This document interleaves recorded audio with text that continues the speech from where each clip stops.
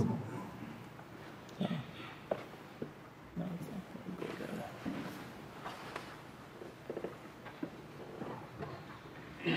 would like to say a few words on behalf of myself and on behalf of Ahmad Medical Corporation and our colleagues at HMC. Dear Abu Ahmed, dear colleagues, ladies and gentlemen, Assalamu alaikum. We gather today on this day of Ramadan to commemorate a very dear friend and an honorable colleague who has passed away a little more than a month ago. His death was really a shock to all of us.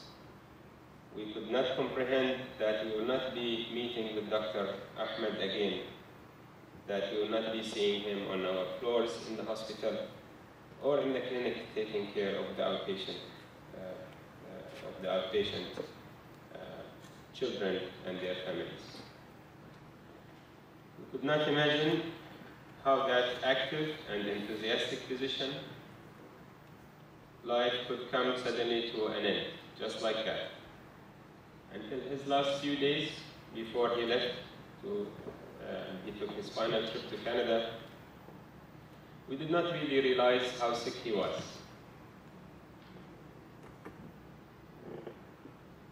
He was involved in his work to the last minute.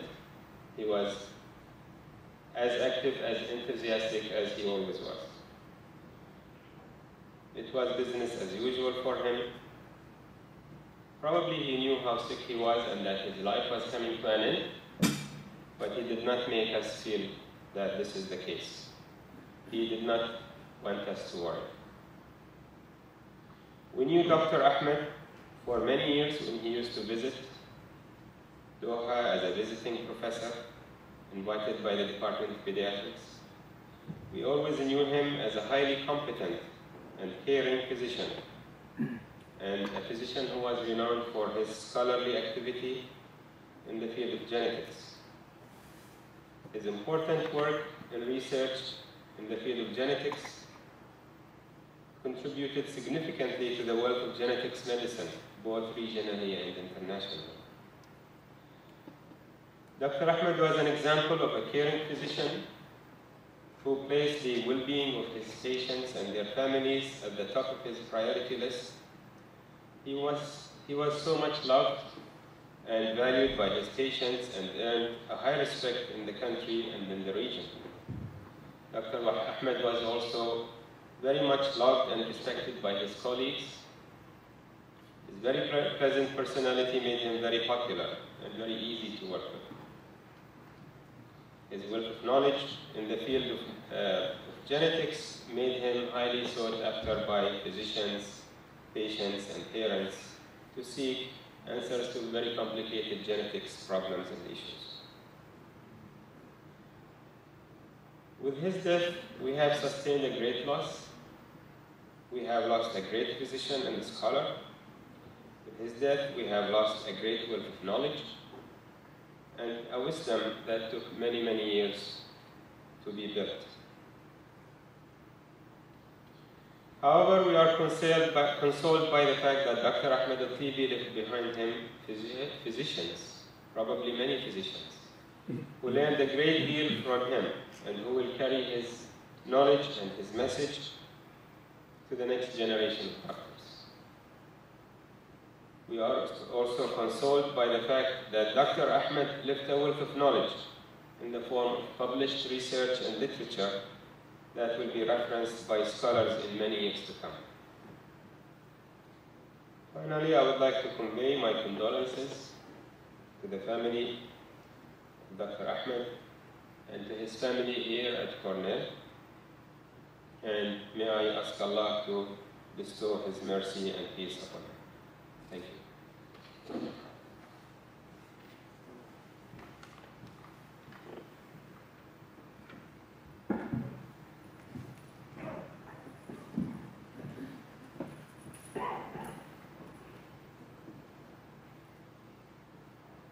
Good afternoon.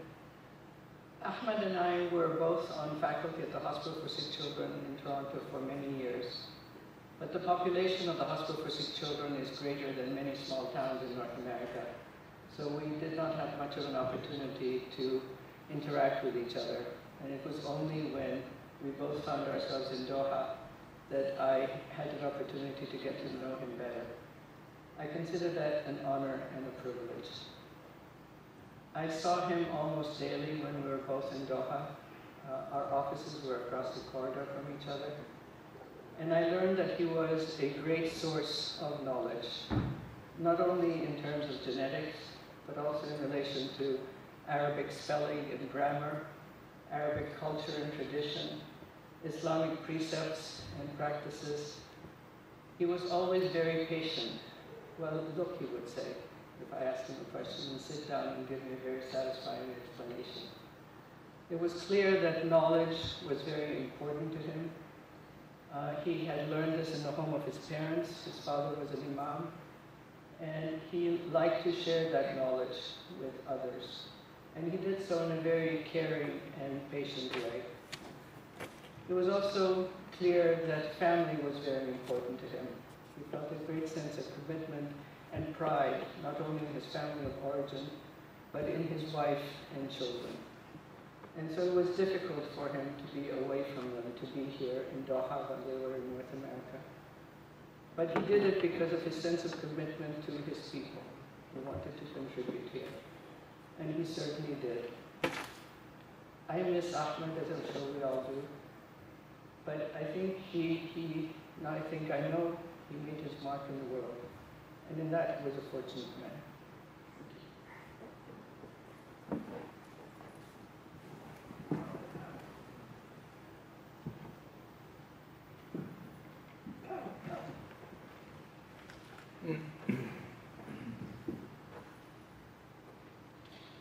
Good afternoon. You heard a lot about Ahmad, the scientist, the teacher, the physician, the man. I'd like to talk about Ahmad mostly as a friend. I knew Ahmad when I first came here to Doha. It was like about 3 years ago. And my office was close to his office, and we lived in the same building. So I had the chance to see him a lot. And he sort of like took me under his wing. He introduced me to the culture here. He showed me the different places, and I owe him a lot. There's a lot there's a lot to say about Ahmad, but I'm gonna concentrate on a couple of characteristics of Ahmad, the person and the friend that I knew. For one thing, Ahmad was very proud of his heritage. He was a proud Palestinian, he was a proud Arab, and he was proud of the land, of the people, of the culture. He would feel very much at ease in the Arab world where he was. I remember, he would be talking to me in his Lebanese dialect, and then Bakr or Nadi would pass in front of us, and they talked to him in Egyptian, so he immediately reverted to the Egyptian, dialect, and then when he looks at me, and then he continues in the Lebanese. And I felt that he has a lot of ease in doing all of this. When I came here, although I'm of Arab origin too, I spent most of my life in the United States.